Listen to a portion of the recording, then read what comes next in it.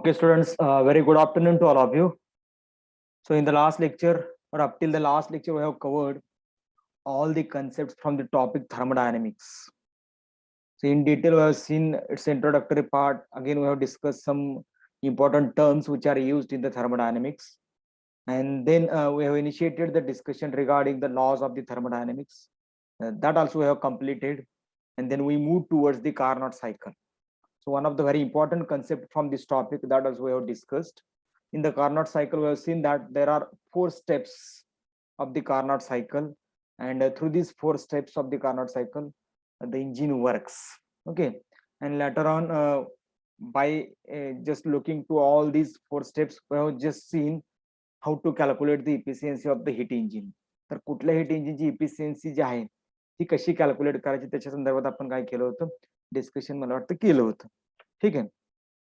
So now in the today's lecture, we are going to discuss some numerical problems based on the topic thermodynamics.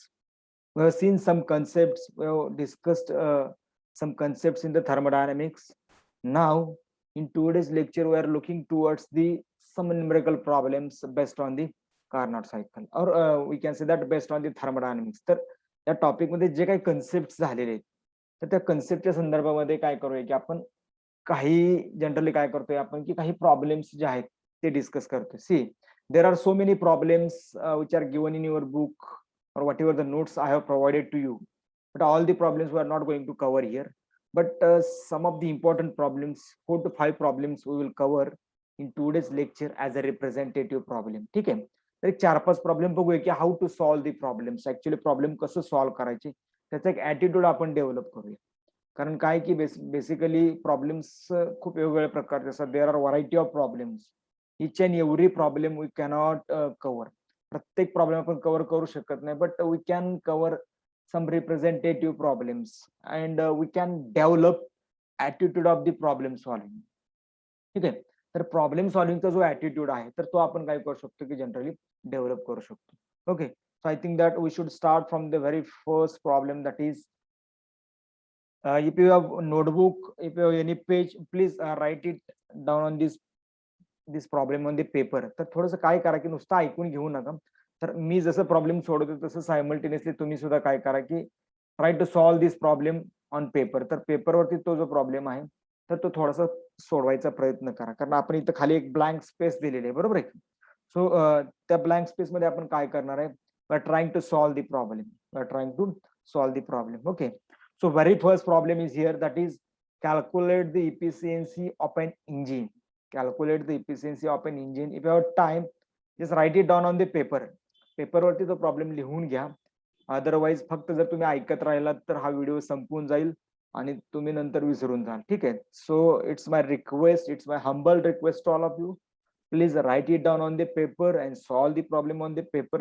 Then and then only we will make a practice of this problem and we will understand how to solve the problems, and we could easily develop attitude of the problem solving. ठीक आहे. तर पहिला problem काय की calculate the efficiency of an engine working between hot razor wire at the boiling point of water at one pressure, at the temperature of boiling point of water at 1 bar pressure, and the cold razor wire at the temperature of boiling point of liquid nitrogen. Simple दिले, जरा थोडंसं वेगळ्या पद्धतीने मांडलेलं आहे.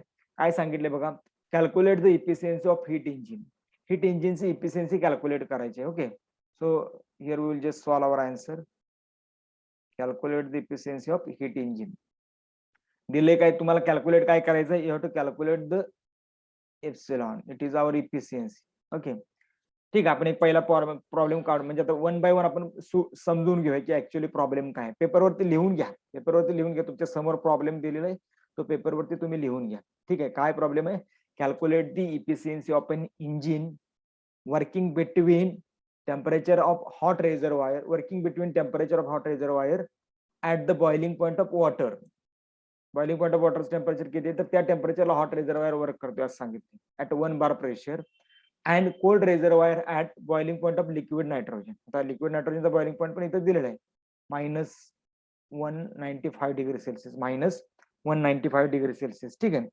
So these are the two temperatures. आता हे sorry not minus पण ओके, नो डाऊट. लिक्विड नायट्रोजनचं जे बॉइलिंग पॉईंट आहे तर तो बेसिकली काय की -195 डिग्री सेल्सिअस.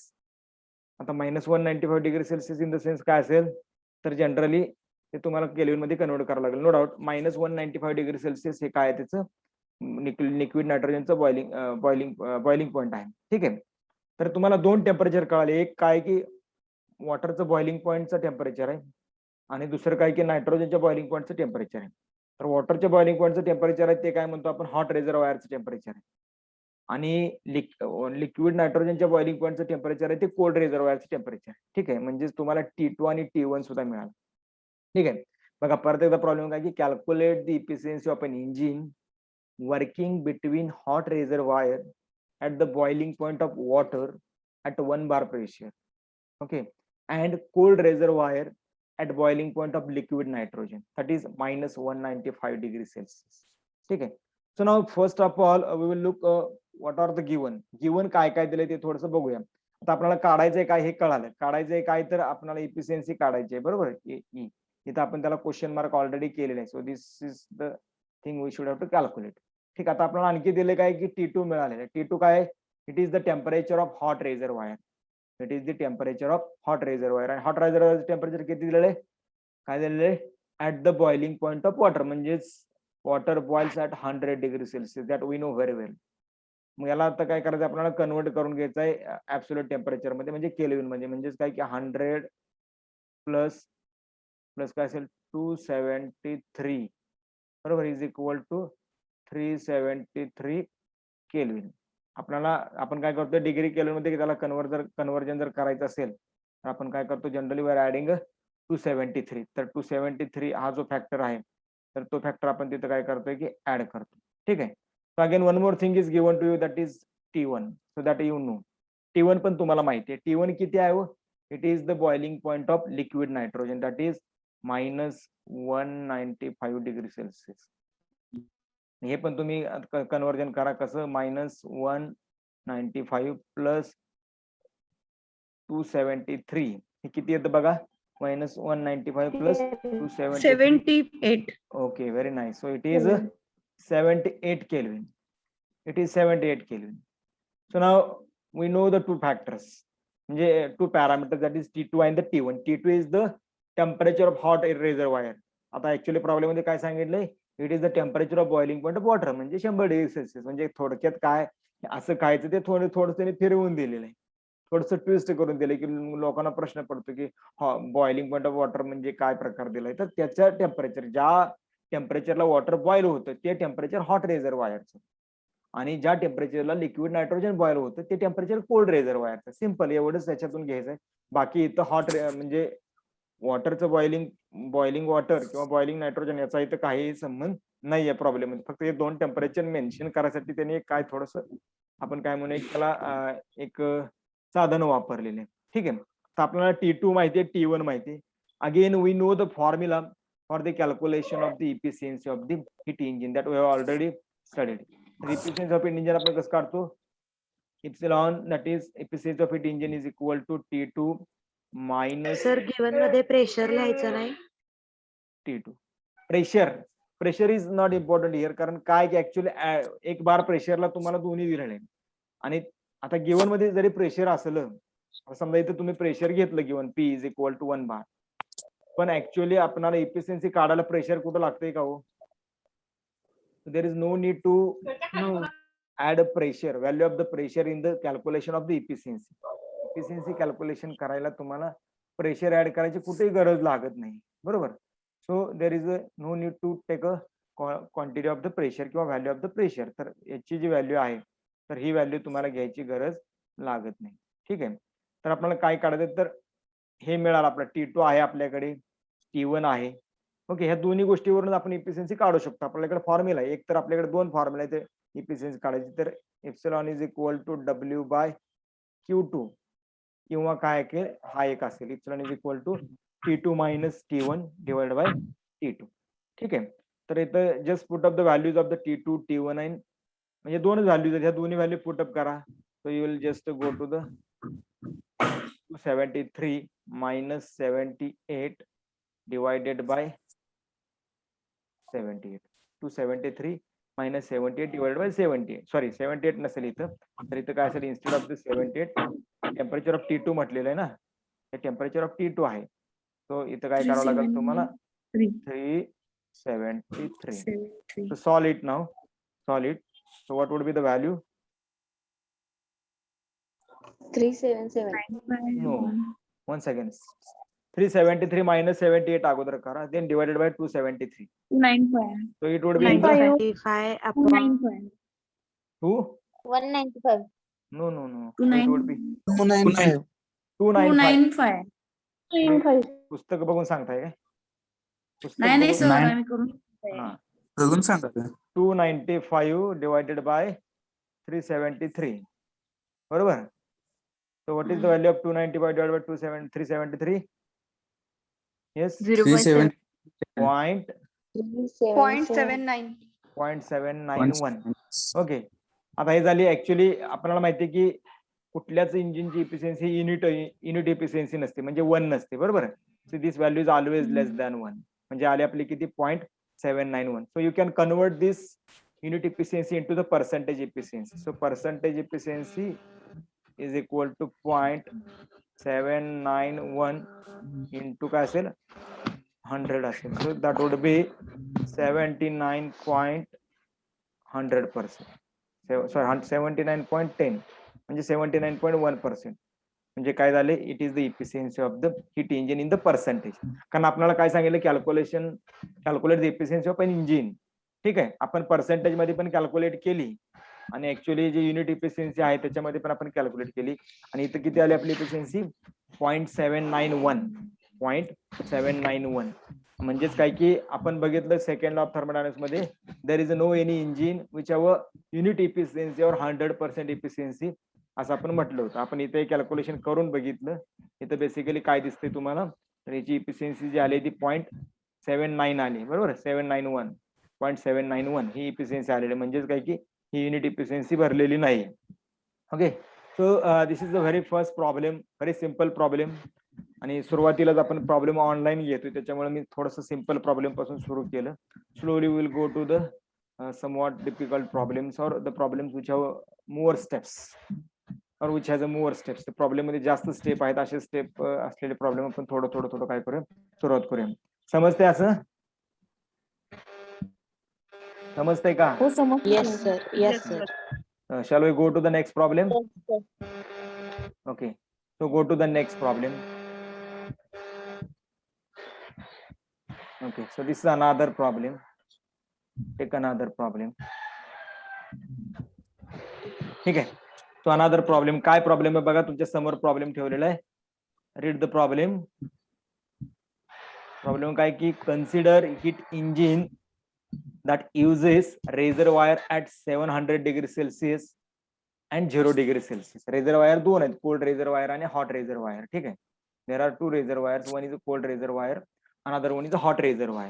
Problem काय बघा, consider heat engine that uses reservoir at 700 degree Celsius and 0 degree Celsius. Reservoir at 700 degree Celsius and 0 degree Celsius.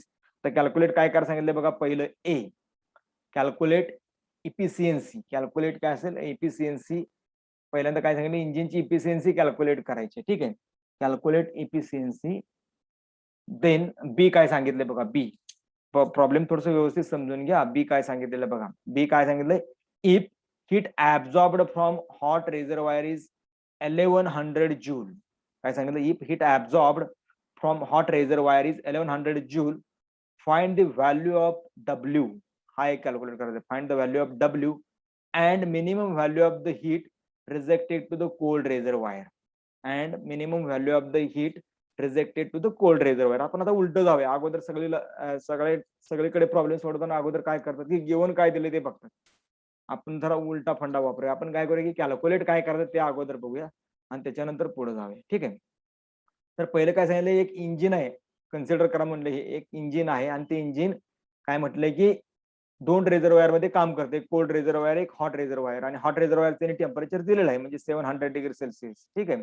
Again they have given the temperature of the cold reservoir that is 0 degree Celsius. आणि त्यांनी काय सांगितलं, calculate the efficiency of engine. हा पहिला प्रश्न आहे त्यांचा, calculate the efficiency of engine. And the second question is the काय की heat absorbed from the hot reservoir is 1100 joule. म्हणजे हॉट रिझर्वायर कडून जी हीट ऍब्झॉर्ब केली जाते इंजिन ते 1100 जूल असेल तर त्यांनी वर्क डन काढा म्हणून सांगितले.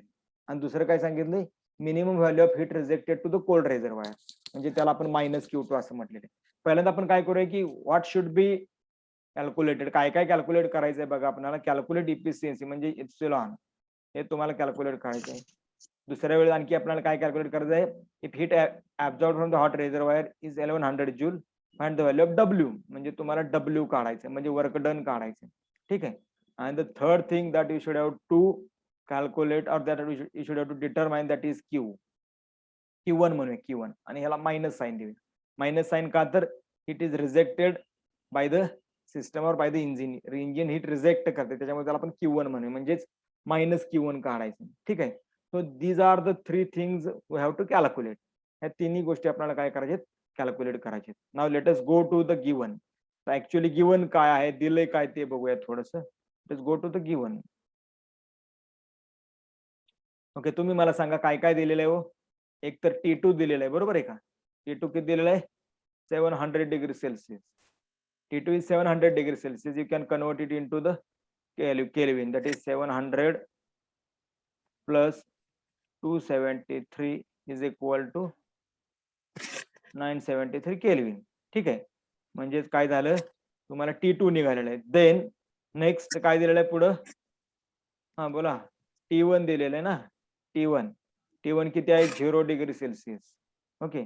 आणि मग याला जर तुम्ही कन्वर्ट केलं तर काय होईल, 273 केल्विन येणार आहे. 273 केल्विन. ठीक आहे. तर T1 दिलेलं आहे. अजून काय दिलेलं आहे हो, येस एनीवन प्लीज, कोण सांगेल आणखी काय दिलेलं आहे. हा येस, अजून काय दिलेलं आहे. Q2. Heat absorbed from hot reservoir दिलेलं आहे, म्हणजे Q2 दिलेलं आहे. Yes, Q2 is our heat absorbed from the hot reservoir. It is 1100 joule. 1100 joule.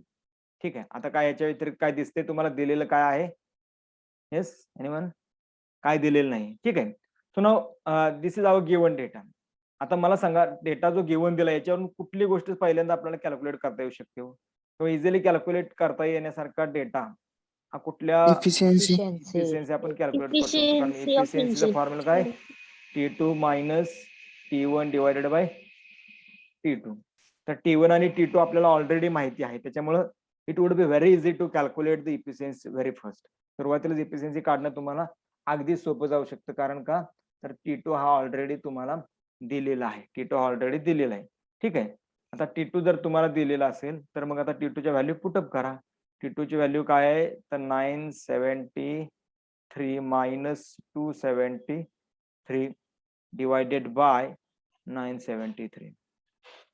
हे किती येतं बघा, हे झालं 700 बरोबर, डिवायडेड बाय 973 किती येईल, हे 0.719. 719. 0.7194. ओके. त्याला जर आपण पर्सेंटेज इफिशियन्सी मध्ये जर कन्व्हर्जन केलं तर 71.94%. Very nice. Okay, very nice. ठीक आहे. So now we have easily calculated the efficiency of heat engine because whatever the data which is required to calculate efficiency of heat engine data were ready. तो data ready होता. So we have calculated very first efficiency of heat engine. तर ते काढलं. त्याच्यानंतर आपण काय काढू शकतो, आता आपल्याला दुसरा आहे वर्क डन. तर वर्क डन जर काढायचं असेल, येस तर मी आधी सांगतो तुला, मी सकाळ उठलं की काम करत बसताना माझं लिखाण थोडस सायलेंट करा बोलून झाल्यानंतर. ठीक आहे. वर्कडन काढायचं आहे, बरोबर. तर वर्कडन काढायचं, तर वर्कडन काढताना काय करावं लागेल हो, आता W we know the formula for the calculation of work done. आहे का आपल्याकडे फॉर्म्युला काय, yes Efficiency is equal to या W we upon can use the formula of efficiency. हे तुम्ही लिहून घेतलं असेल तर मी स्लाइड क्लिअर करू का, म्हणजे मला पुढचं लिहिता येईल. Yes, sir. लिहून घेतलेलं आहे सगळ्यांनी. Okay, Yes, sir. I will clear this slide. ठीक आहे. तर पुढचं काय काढायचं आपल्याला, तर work done. Second is calculate the work done.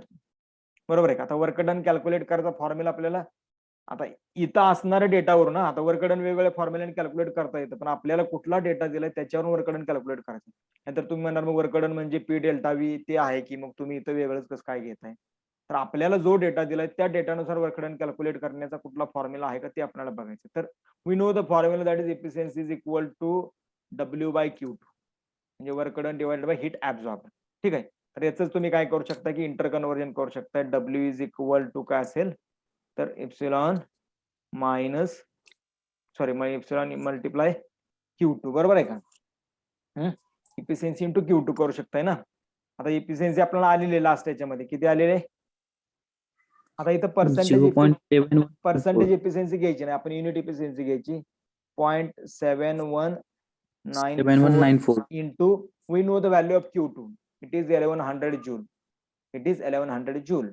आता हे किती येईल मग 0.7194 into 1100 0.7194 into 1100 yes 791.34 791.34 and as this is work done the unit for this is joule. तर याचं जे युनिट आहे ते काय असणार आहे जूल असणार आहे. ठीक आहे. म्हणजे पुढची जी व्हॅल्यू आहे डब्ल्यू कॅल्क्युलेट करायची तर तो आपण डब्ल्यू कॅल्क्युलेट केला. आता इथं बघा इथं एक शक्यता आहे की तुम्ही म्हणणार वर्क डन म्हणजे पी डेल्टा व्ही हा फॉर्म्युला आम्हाला माहिती आहे आतापर्यंत पी डेल्टा व्ही वगैरे म्हणजे PV type of the work बरोबर आहे का. नाही तर प्रेशर आणि व्हॉल्यूम तुम्हाला काही दिलेलंच नाही त्यामुळे या फॉर्म्युलाचा काही उपयोग आहे का नाहीये. So this formula will be useless. So use the formula which could use the given data. जो डेटा वापर दिलेला आहे तो डेटा वापरून तुम्हाला रिझल्ट देतील असा फॉर्म्युला तुम्हाला काय करावं लागेल शोधावं लागेल. आता बघा प्रॉब्लेम सोडवण्यामध्ये इम्पॉर्टंट काय माहितीये का we should know the formulas. म्हणून तुम्ही काय करायचं एक काम की आपला जो काही टॉपिक झाला त्या टॉपिक मध्ये वेगवेगळे जे फॉर्म्युला आहेत ना ते सगळे फॉर्म्युले एका बाजूला काढून घ्यायचे. म्हणजे हा E epsilon is equal to W/Q2 it is the formula for the calculation of efficiency. Again epsilon is equal to T2 minus T1 divided by T2 it is again the formula for the calculation of efficiency. So likewise you could calculate the or you could write the formulas at a one's place. एका ठिकाणी ते फॉर्म्युले सगळे लिहू शकता म्हणजे तुमच्याकडे collection होईल फॉर्म्युलेचं आणि त्याच्यावरून तुम्हाला प्रॅक्टिसने कळेल की कुठला फॉर्म्युला वापरायचा. याच्यात सगळ्यात इम्पॉर्टंट तेच आहे की फॉर्म्युला तुमचा माहित असणं गरजेचं आहे. बाकी सगळं दिलेलं आहे पण फॉर्म्युलाच माहित नसेल तर काहीच करता येऊ शकत नाही. त्याच्यामुळे फॉर्म्युला हा तुम्हाला थोडक्यात काही काही लक्षात ठेवावाच लागेल. म्हणजे लक्षात ठेवण्यासारखी याच्यात एकच गोष्ट आहे फॉर्म्युला. त्याच्यानंतर तुम्हाला बाकीच्या गोष्टी काय करावं लागत नाही. प्रॅक्टिस केली का तुम्हाला कुठली गोष्ट अगोदर कॅल्क्युलेट करायची ते पण इझिली समजू शकतं. ठीक आहे. So next go to the third thing. तिसरी गोष्ट आपल्याला काय काढायची हो काय म्हटलेलं आहे minimum value of the heat rejected to the cold reservoir. बरोबर आहे का minimum value of the heat rejected to the cold reservoir. ते म्हणजेच काय म्हणणार थोडक्यात minus Q1. Minus Q1. त्याला मायनस Q1 का म्हणायचं तर heat is rejected by the system आणि त्याच्यामुळे आपण त्याला मायनस Q1 असं म्हणतोय. आता मायनस Q1 आपल्याला काढायचंय. तर हा जो फॉर्म्युला जो आहे तो ऍक्च्युअली कसा करावा लागेल कुठून डिराईव्ह करावा लागेल आपल्याला येस सर What we- मल्टिप्लिकेशनचा आन्सर चुकलाय ना. किती येते बघा किती येते 870.54. just 1 minute I will calculate 0.7194 into 1100 बरोबर आहे की बरोबर आहे. बरोबर आहे ना 0.7194 into 1100 बरोबर आहे. तर थोडस तुम्ही चेक करा बरोबर आहे. ठीक आहे no doubt. Okay so let us go to the next calculation of the minus Q1. हा मायनस Q1 तुम्हाला काढायचा आहे. मायनस आता इथं फक्त हे मायनस जे आहे ना हे थर्मोडायनामिक साइन कन्व्हेन्शन आहे. इथं ऍक्च्युअली मॅथमॅटिक्स मध्ये आपण त्याला आणायला नको थोडंसं बाजूला ठेवूया. ठीक आहे. तर ते थर्मोडायनामिक साइन कन्व्हेन्शन असं आपण त्याला इथं कन्सिडर करूया. आता काय करावं लागेल yes Epsilon equals to minus Q1 upon Q2. काय करावं लागेल कुठला फॉर्म्युला यूज करावा लागेल आता तुम्ही सांगा मला इथं काय करावं लागेल नक्की. थोडस आता पाठीमागे जरा रिवाइज करा तुमच्याकडे कुठले कुठले फॉर्म्युला आहेत बघा आणि इथला डेटा वापरून कुठल्या फॉर्म्युलाने ते कॅल्क्युलेट करू शकतो आपण ते पण बघूया. Yes anyone please. इफिशियन्सीचा फॉर्म्युला इफिशियन्सीचा फॉर्म्युला काय आहे इफिशियन्सीचा formula Epsilon equals to Q2 Q1 upon Q2. Q2 yes Q2 minus Q1 divided by Q2. ठीक आहे. आता याच्यात तुम्हाला Q2 दिलेला आहे का हा Q2 हा या फॉर्म्युला पण तुम्ही काढू शकताय बरोबर आहे.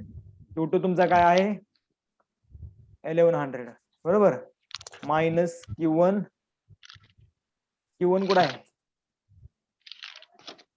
Q1 तुम्हाला कॅल्क्युलेट करता इफिशियन्सी दिलेली आहे, इफिशियन्सी दिलेली आहे बरोबर आहे ना, इफिशियन्सी दिलेली आहे. ओके, काय करावं लागेल? बरोबर आहे. आता इथं फक्त तुम्हाला काय करावं लागेल, फॉर्म्युला जो आहे तो फोडून घ्यावा लागेल बरोबर आहे का नाही? हा, म्हणजे कसं करावं लागेल, ज्याला आपण काय म्हणू शकतो, 1 मायनस Q1 बाय Q2 ना, बरोबर आहे. 1 मायनस Q1 बाय Q2 याला तुम्ही इंटर कन्व्हर्जन करून घेऊ शकता. याच्यापेक्षा पण आपल्याकडे आणखीन एक सोपा फॉर्म्युला आहे, तोही तुमच्या याच्यामध्ये आहे, तो म्हणजे W इज इक्वल टू काय, W is equal to Q2 plus in bracket minus Q1. हा फॉर्म्युला आहे का बघा पाठीमागं कुठं, वर्कडनचा फॉर्म्युला आपण काढलाय ना. हा, वर्कडन काय होतो, Q2 म्हणजे heat absorbed by the hot ray, sorry, heat absorbed by the engine from the hot reservoir, and Q1 is the heat rejected by the engine to the cold reservoir. आणि ह्या दोघांचा जो difference असतो तो म्हणजे heat ऍब्सॉर्ब्ड असतो, आणि तो heat absorbed is equal to काय असतो, वर्क डन असतो बरोबर आहे का. तो heat absorbed is equal to work done असतो, म्हणजे W is equal to Q2 plus in bracket minus Q1. म्हणजे ऍक्च्युअली लक्षात आलं का मी काय सांगतो, की हॉट रेझर्वायर कडून घेतलेली हिट आणि कोल्ड रेझर्वायरला दिलेली हिट या दोघांचा जो डिफरन्स आहे, तो डिफरन्स म्हणजे तेवढं काम इंजिनने ऍक्च्युअली केलेलं असतं, त्याला आपण वर्क डन असं म्हणतो. म्हणून काय की W is equal to Q2 plus bracket minus Q1 असं होऊ शकतं बरोबर. आणि मग याच्यातलं आपल्याला Q2 माहिती आहे, Q1 माहिती आहे बरोबर.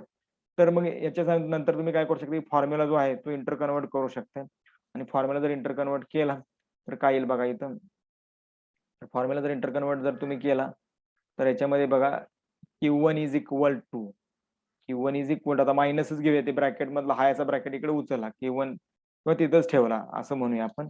तर काय होईल की W मायनस Q2 ना, हे हायचं ठेवलं आणि इकडे काय असेल W मायनस Q2. सिंपल आहे, आपल्याकडे W आहे. W किती आहे आपल्याकडे वर्कडन, किती आलेलं वर्कडन, 7.34 791.34. 791.34 दिस आवर वर्क डन बरोबर. मायनस काय करणार आहे, Q2 किती आहे 1100 ना, 110. येस 1100, Q2 आहे 1100. तर हे किती येईल बघा, minus 3186. मायनस 3088.6 जूल हीट आहे ना, त्यामुळे जूल म्हटलेलं आहे बरोबर. आणि मायनस का आलं तर hit is rejected by the engine, तर इंजिनने काय केलं, हिट ऍक्च्युअली रिजेक्ट केलेली बरोबर. आणि त्याच्यामुळे आपण काय केलं तर बेसिकली हे जे आहे हे काय आलं तुम्हाला, मायनस Q1 ची व्हॅल्यू, सॉरी हे मायनस Q1 आहे, हे मायनस Q1 ची व्हॅल्यू आली. म्हणजे आता बघा तुम्ही हे जे म्हटलं ना या फॉर्म्युला पण तुम्ही कॅल्क्युलेट करू शकता, इथे इंटर कन्वर्जन करा याचा आणि याच्यामध्ये, आणि इफिशियन्सी तुम्ही कॅल्क्युलेट केलेली आहे तर इफिशियन्सी यूज करा, आणि त्याच्यानं पण तुम्ही करू शकता. जे सोपं आहे ते पटकन तुम्ही करायचं, जे सोपं आहे इंटर कन्वर्जन करायला सगळ्याच गोष्टी, आणि ते काय करायचं की त्याच्या साहाय्याने तुम्ही पटकन इंटर कन्वर्जन करून सॉल्व्ह करू शकता. तर ते पहिल्यांदा तुम्ही घ्यायचं आहे, ठीक आहे. If you have any doubt with this problem you may raise your question, I will give 1 minute to you, ठीक आहे. नसेल तर आपण पुढे जाऊया. So I think that we should carry forward, आपण थोडंसं पुढे जायला पाहिजे, ठीक आहे.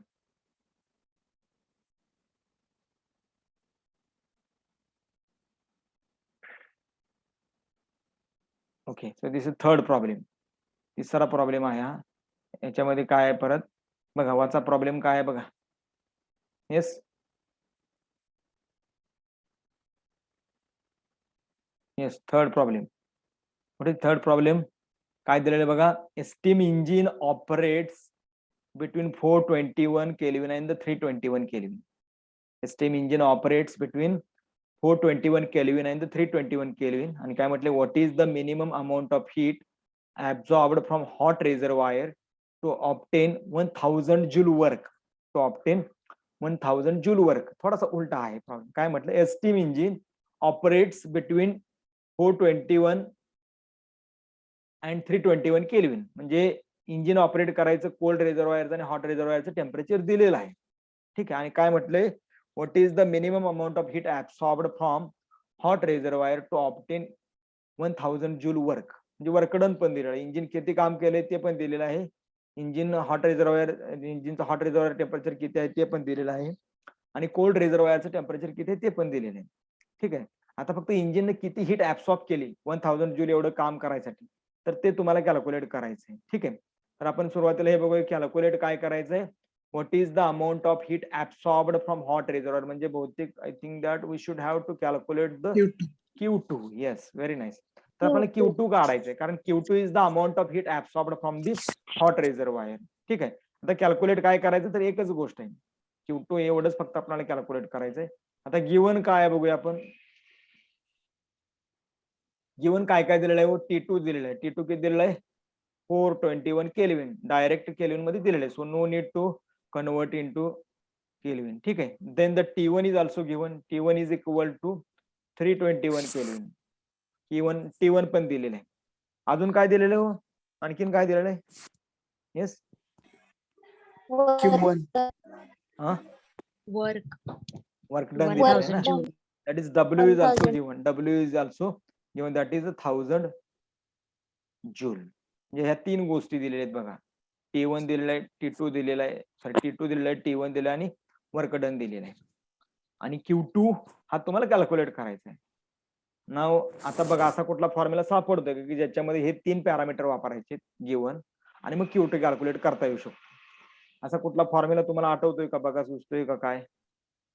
येस, आधी इफिशियन्सी कॅल्क्युलेट करायची बरोबर. आणि मग इफिशियन्सीचा फॉर्म्युला यूज करून Q2 कॅल्क्युलेट करायचं. इफिशियन्सी कशी कॅल्क्युलेट करणार, efficiency is equal to T2 minus T1 divided by T2.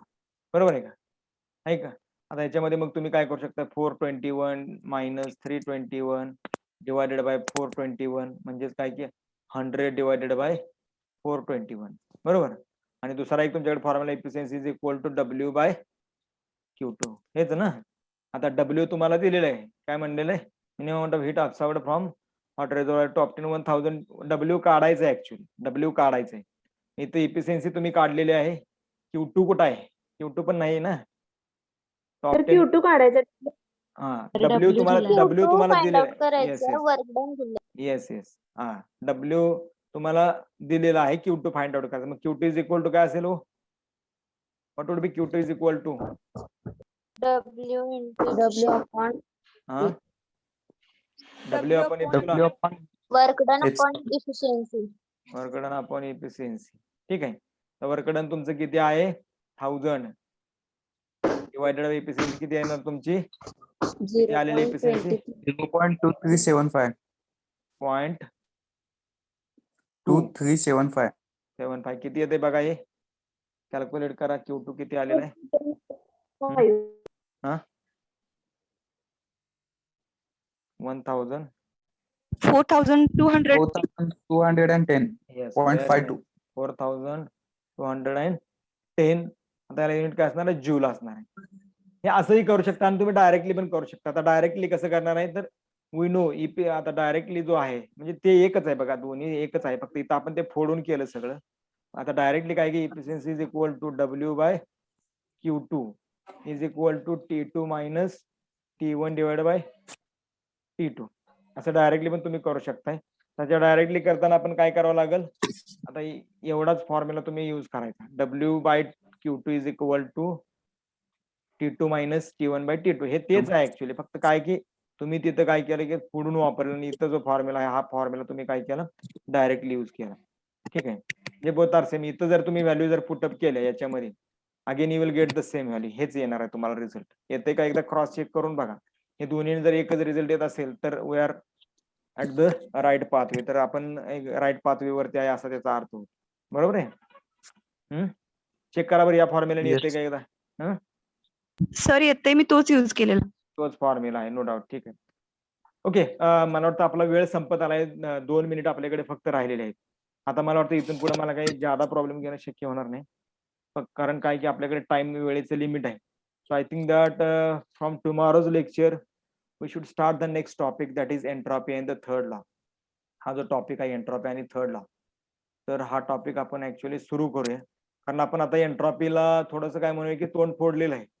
आपण आता ऑलरेडी काय केलं, कार्नॉट सायकल सुरू केली आणि कार्नॉट सायकल मध्ये आपल्याला एक गोष्ट कळाली की there is no any engine, no any machine which have 100% or unit efficiency. मग आपण आता याच्या मागे लागलो की असं का झालं की कुठल्याच मशीनला 100% इफिशियन्सी किंवा 100% इफिशियन्सी का येत नाही. म्हणजे थोडक्यात काय की we have already generated question, we have already generated question. Now in the next topic, that is name of the topic is entropy and the third law.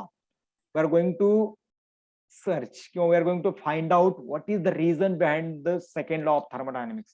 थर्मोडायनामिक्सचा जो सेकंड लॉ सांगितला की इफिशियन्सी, युनिट इफिशियन्सी म्हणजे थोडक्यात काय की 100% efficiency नसते. त्याचं reason काय आहे, तर ते रिझन फाइंड आउट करण्यासाठी ऍक्च्युअली आपण सेकंड लॉ ऑफ थर्मोडायनामिक्स जो आहे, sorry entropy and third law हा जो टॉपिक आहे, तर तो टॉपिक आपण ऍक्च्युअली डिस्कस करतो. It would be very interesting to discuss for the concept entropy and some related factors.